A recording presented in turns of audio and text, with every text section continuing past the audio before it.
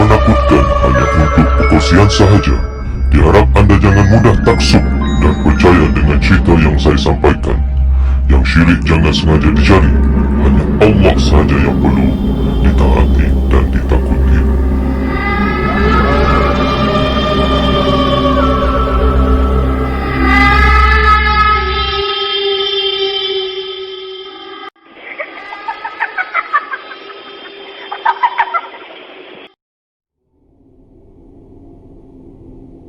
Benda ni terjadi masa tahun 1997. Masa tu aku form 5 kat satu sekolah asrama penuh kat Ipoh, Perak. Kalau orang sana mesti tahulah kot peristiwa ni terjadi pada junior aku. Masa tu diorang form 2. Malam tu seperti biasa, setiap student form 2 dan form 3 diwajibkan untuk masang kelambu. Diorang ni semua duduk katil double decker. So kalau malam dalam pukul 10 lepas prep tu, semua kelambu harus semua bergantung ataupun dipasang. Nak dijadikan cerita, pada suatu malam ni aku masih belum tidur, tengah lepak-lepak dengan kawan-kawan dan masih buat kerja gila-gila lah. Biasalah kan student dok asrama, macam-macam perangai yang ada.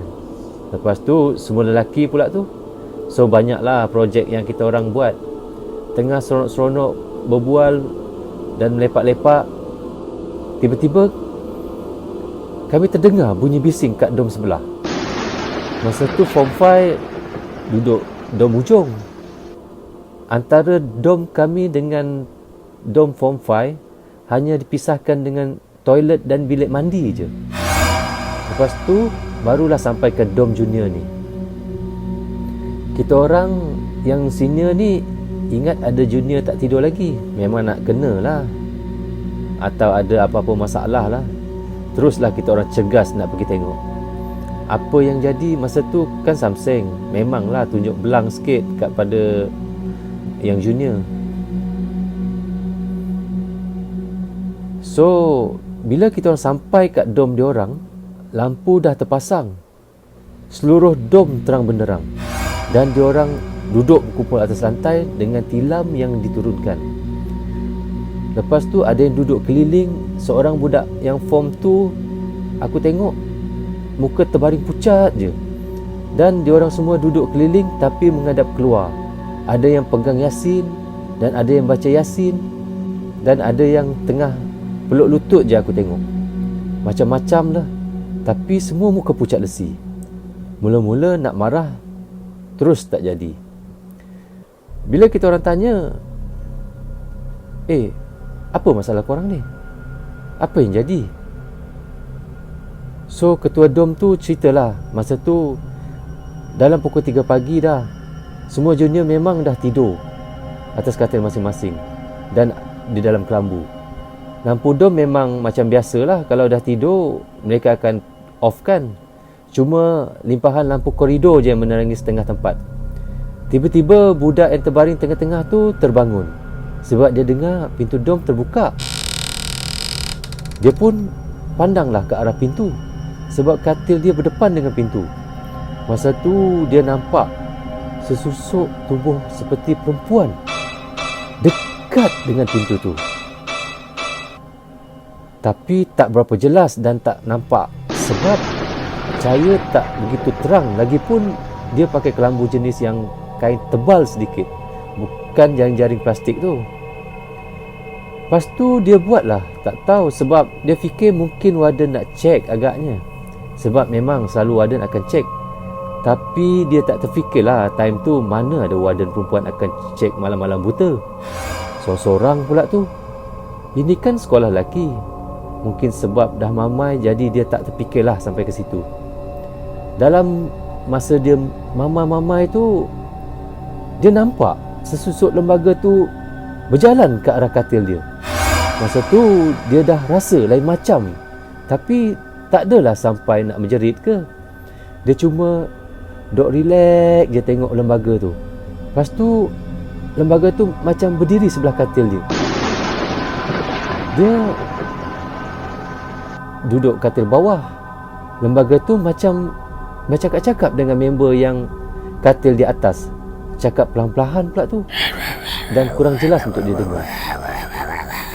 So dia fikirlah, mungkin warden tu sedang bercakap dengan budak yang di atas.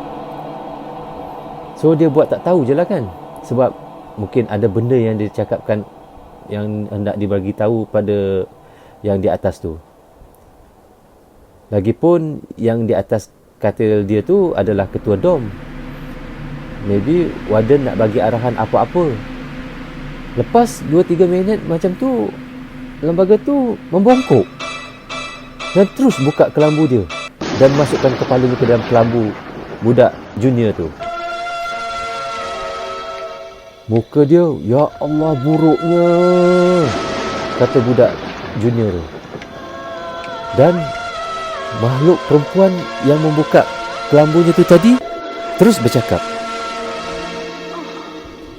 Dek, kenapa orang ke atas tak nak bangun? Dia pun terkejut sampai boleh terkeluar suara dan menjerit. Dia terus berpusing sampai jatuh dari katil dan kelambu dia, sehingga terkoyaklah kelambunya apabila dia jatuh tadi. Sebab waktu dia terjatuh tu, dia tertarik kelambu dia sekali.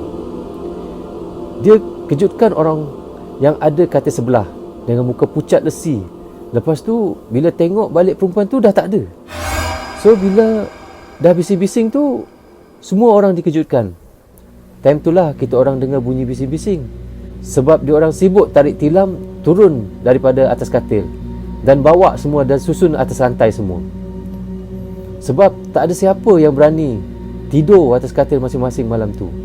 Besoknya kami pula yang kena berjaga depan dom dia orang. Besen besar beb. Warden bagi stay up sebab kisah tu dah kecoh satu sekolah. So warden suruh jaga junior. Budak yang kena sakat tu demam seminggu dan terus balik kampung.